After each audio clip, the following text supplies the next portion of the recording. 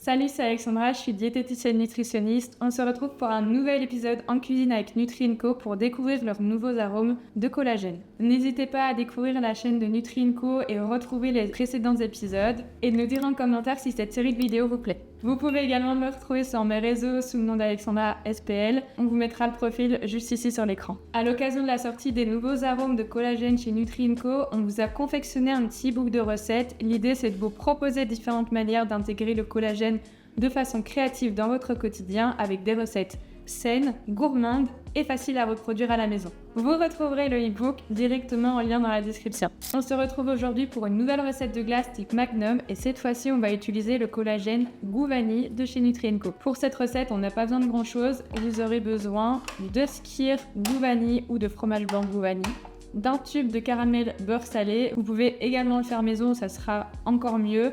Ici, pour une question de praticité, je suis partie sur un pot industriel. Une tablette de chocolat, dans l'idéal du chocolat noir spécifique pour la cuisine, ça vous permettra d'avoir un glaçage bien lisse et brillant. Et enfin, le collagène Goût Vanille de chez Nutri & Co. Pour le matériel, vous aurez besoin d'un cul de poule, d'une balance et des moules à glace. Dans l'idéal, ce type de moule-ci, mais pour petit problème technique, on a oublié les bâtonnets. On va partir sur des moules comme ceci et on improvisera pour le visuel. Alors c'est parti, je tare mon cul de poule et on est parti pour la recette. Pour la première étape, on va déposer 300 g de skyr vanille. Je vais à bien mélanger le yaourt avant de l'utiliser. Hop. Alors, on est sur une alternative très saine en termes de glace. C'est une bonne alternative pour les enfants ou même pour intégrer ce type de recette au goûter. La base de skyr et l'ajout de collagène va permettre d'apporter davantage de protéines à votre glace Magnum et c'est une alternative beaucoup moins sucrée que celle que vous trouverez dans le commerce. Pour cette recette, j'ai choisi d'intégrer le collagène vanille. Vous avez d'autres alternatives comme le collagène au caramel qui peut être vraiment excellent. Si vous partez sur une base de skyr ou de yaourt nature ou aux fruits, vous avez également le collagène aux fruits rouges, au citron, à la pêche qui peuvent très bien convenir. Dans l'idéal, on recommande de consommer entre 5 et 10 grammes de collagène au quotidien, ce qui représente ici 2 à 3 dosettes de chez Nutri & Co. On va partir dans l'idée que c'est pour 4 glaces, donc on part sur 8 dosettes. Ouais. Les calculs et la cuisine, c'est pas évident.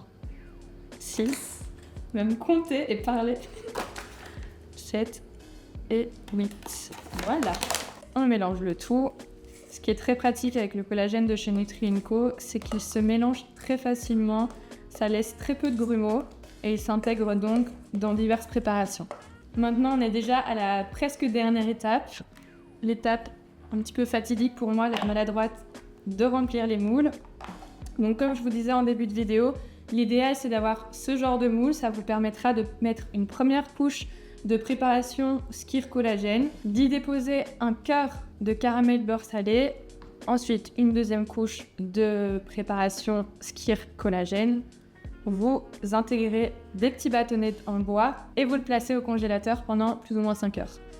Dans ce cas-ci, je vais improviser, il n'y aura pas de cœur de caramel beurre salé, mais je vais déposer le caramel sur la paroi avant d'y déposer la préparation de skyr et de collagène. Alors,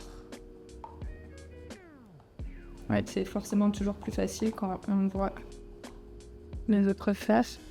Ah, je pense que ça peut être pas mal. Et le but, c'est que ça soit gourmand, donc n'hésitez pas à en mettre la dose. Voilà. Je vais ajouter progressivement en essayant de nouveau de ne pas en mettre partout. Voilà, ça commence bien. Comme je vous disais, c'est pas des moules adaptés, mais si vous n'avez que ça à la maison, c'est pour vous montrer que c'est quand même possible de reproduire les recettes. Comme dans l'autre glace, je ne vais pas remplir le pot à ras-bord et pour éviter les trous d'air, je vais venir tasser sur mon plan de travail. Je fais la même chose dans mon deuxième moule. On est bien généreux sur la dose. Une recette saine ne veut pas dire une recette qui n'est pas gourmande. Le gros avantage lorsque vous reproduisez des recettes maison, c'est que vous avez connaissance de tous les ingrédients que vous utilisez et donc vous avez, on va dire, la main sur le choix de la qualité, contrairement aux glaces industrielles qui sont souvent bourrées de sucre et même parfois d'eau et d'air pour un semblant de volume. Hop, de nouveau, je viens tasser mon moule. Et enfin, je viens intégrer les petits bâtonnets, le couvercle, par-dessus.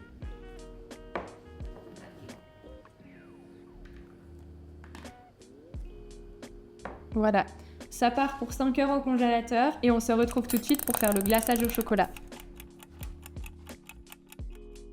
Alors là, on est vraiment pas mal finalement sur notre petite glace au cœur de caramel. Hop, waouh! Regardez la dinguerie que ça donne. Pour une question de facilité, je vais aller faire fondre du chocolat au bain-marie et on va vite faire ajouter une petite coulée de chocolat. Mais si vous êtes patient et si vous avez la technique, vous pouvez également faire un glaçage complet, un peu comme un McDo finalement. Alors je vais vous montrer 2 options pour napper vos glaces. Hop. La première, c'est l'option express. On va juste venir faire des stries de chocolat par-dessus. Et la deuxième, au-dessus du pot, vous déposez votre coulis de chocolat. Et là, on a vraiment une glace très similaire au Magnum du commerce. Voilà. Avec la glace bien froide, le chocolat prend presque instantanément, mais vous pouvez par sécurité, pour avoir une coque croquante, le mettre quelques secondes au congélateur. Alors dites-nous en commentaire laquelle vous préférez. Si la recette vous a plu, n'hésitez pas à mettre un petit like, à vous abonner à la chaîne et on se retrouve dans une prochaine vidéo. Salut!